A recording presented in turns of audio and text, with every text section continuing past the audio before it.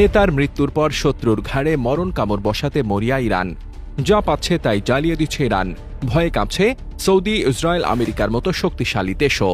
IRGC একের পর এক ড্রোন আর ক্ষেপণাস্ত্র ছুড়ে জানিয়ে দিয়েছে এই যুদ্ধ এখন শুধু ইরান, ইসরায়েল বা ইরান যুক্তরাষ্ট্রে আটকে থাকবে না। মধ্যপ্রাচ্যের আকাশ থেকে সমুদ্র সবখানে ছড়িয়ে পড়েছে সংঘাতের আগুন। আর সেই আগুনের আঁচ গিয়ে লাগছে বন্দর, বিমানবন্দর, তেল ট্যাঙ্কার, সামরিক ঘাঁটি। যেখানে সুযোগ মিলছে সেখানেই আঘাতের দাবি করছে তেহরান। ইরানের পক্ষের দাবি, তাদের অভিযানে নতুন ধাপে মধ্যপ্রাচ্যে থাকা একাধিক মার্কিন সামরিক স্থাপনা এবং ইসরায়েলি স্বার্থ সংশ্লিষ্ট লক্ষ্যবস্তুতে হামলা চালানো হয়েছে। কাতার, কুয়েত, বাহরাইন, সংযুক্ত আরব আমিরাতের মতো দেশগুলোর নাম উঠে আসছে বারবার।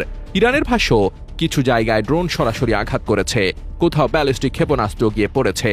তারা বলছে কয়েকটি স্থাপনা অচল হয়ে গেছে, কিছু জায়গায় বড় ধরনের ক্ষয়ক্ষতি হয়েছে, আর কোথাও হতাহতের ঘটনাও ঘটেছে। এই হামলা শুধু স্থলভাগে সীমাবদ্ধ নেই, তেলবাহী ট্যাঙ্কার ও সামুদ্রিক রুট নিয়েও উত্তেজনা বাড়ছে। ইরানের নিয়ন্ত্রণ ঘেঁষা এলাকাগুলোতে জাহাজ চলাচল ঝুঁকিপূর্ণ হয়ে উঠেছে।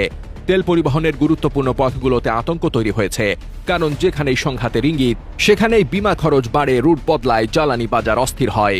এক কথায় যুদ্ধটা শুধু সামরিক মানচিত্রে নয়, সরাসরি অর্থনীতির শিরায় গিয়ে চাপ দিচ্ছে। আর একদিক থেকে আকাশপথেও পরিস্থিতি টলমাটাল। একাধিক দেশের আকাশসীমা এড়িয়ে চলায় ফ্লাইট বাতিল হচ্ছে, অনেক রুট ঘুরিয়ে দেওয়া হচ্ছে। দুবাই, দোহা, আবুধাবির মতো ব্যস্ত হাবগুলোর আশপাশে নিরাপত্তা নিয়ে উদ্বেগ বাড়ছে। যুদ্ধের ধাক্কা এখন সাধারণ মানুষের ভ্রমণ, বাণিজ্য এবং দৈনন্দিন স্থিতিশীলতার উপর স্পষ্টভাবে পড়ছে। সবচেয়ে বড় বার্তাটা হলো, ইরান প্রতিশোধকে সীমিত রাখতে চাইছে না। তাদের বক্তব্যের সুর এমন, যারা এই হামলায় জড়িত, যারা সহায়তা করেছে, যারা জায়গা দিয়েছে, তাদেরও হিসাব দিতে হবে। এই কারণেই মধ্যপ্রাচ্যের অনেক দেশ এখন দ্বিগুণ সতর্ক।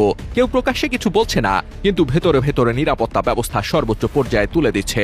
অন্যদিকে যুক্তরাষ্ট্র ও তার মিত্ররা বলছে তারা প্রস্তুত, আকাশ প্রতিরক্ষা ব্যবস্থা সক্রিয়, বহু হামলা ঠেকানো হচ্ছে। আর পরিস্থিতি আরো খারাপ হলে প্রতিক্রিয়াও হবে কঠোর। দুই পক্ষের এই অবস্থান মানে একটাই, আগামী কয়েকদিন অঞ্চলটা আরো উত্তপ্ত হতে পারে। কারণ একবার প্রতিশোধের চাকা ঘুরতে শুরু করলে সেটাকে থামানো সহজ হয় না। এই সংঘাতের সবচেয়ে ভয়ঙ্কর দিক হলো, এখন আর ভুলের জায়গা খুব কম। একটি ভুল টার্গেট, একটি ভুল গণনা, একটি ভুল প্রতিক্রিয়া, সবকিছু একসাথে পুরো অঞ্চলকে আরো বড় যুদ্ধের দিকে ঠেলে দিতে পারে।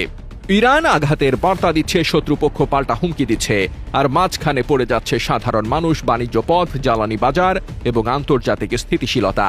এখন প্রশ্ন একটাই, এই পাল্টা আঘাতের ধারাবাহিকতা থামবে কোথায়, আর কারা শেষ পর্যন্ত সবচেয়ে বড় মূল্য দেবে?